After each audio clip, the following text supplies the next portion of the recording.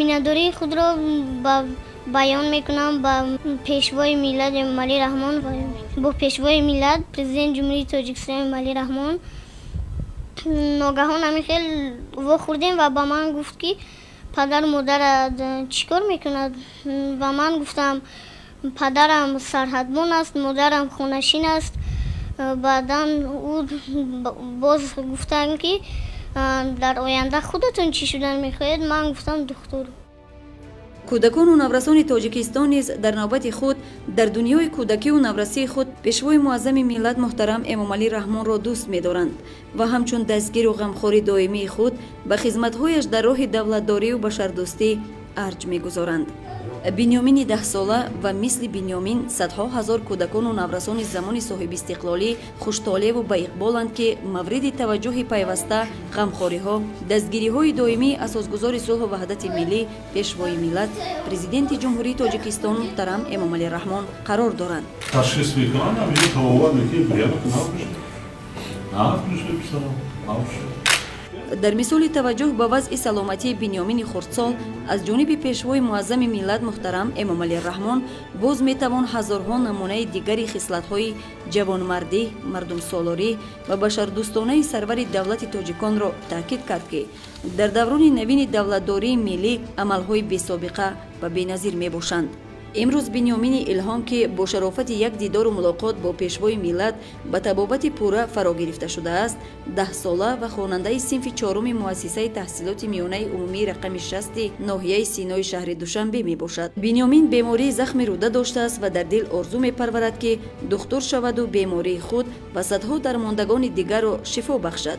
در عین زمان این نسل خوشطالع زمان استقلال با دستور بی‌واسطه اساسگزار صلح و وحدت ملی پیشوای ملت پرزیدنت جمهوری تاجیکستان محترم امامعلی رحمان به طبابت فرا گرفته شده است و رفت طبابتش زیر نظارت بی‌واسطه پیشوای ملت قرار دارد.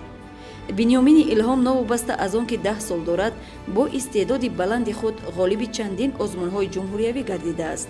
محض اشتراک او در آزمون جمهوریوی فروغ صبحی دانایی بود که تحت توجه سرور دولت قرار گرفت و بنیامین از بیماری خود به پیشوای ملت اطلاع داد. در جمهوری تاجیکستان در سالهای صاحب استقلالی در دایره سیاست خردمندانه پرزیدنت جمهوری تاجیکستان بهر تامین حقوق‌های کودکان و حیات پرارزش آنها شرایط ارزنده فراهم آورده شده است. محض فضیلت‌های نیک انسانی و غمخواری‌های پدرانه پیشوای ملت است که نسل نورس پیوسته زیر غمخواری قرار دارند و امروز بنیامین نیز با جلب بهترین متخصصان به تشخیص و طبابت فرا گرفته شده است.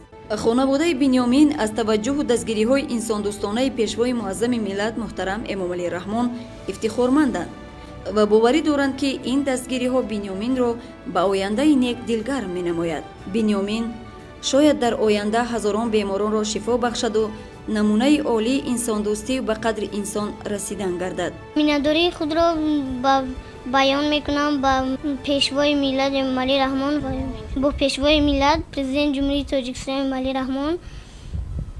ناگهان همین خیلی وا خوردیم و با من گفت که پدر مادر چیکار میکند و من گفتم پدرم سرحدبان است، مادرم خونشین است.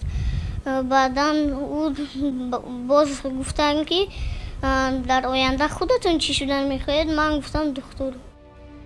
کودکان و نورسان تاجیکستان نیز در نوبت خود در دنیای کودکی و نورسی خود پیشوای معظم ملت محترم امامعلی رحمان را دوست می‌دارند و همچون دستگیر و غمخواری دائمی خود به خدمت‌هایش در راه دولتداری و بشردوستی ارج می‌گذارند.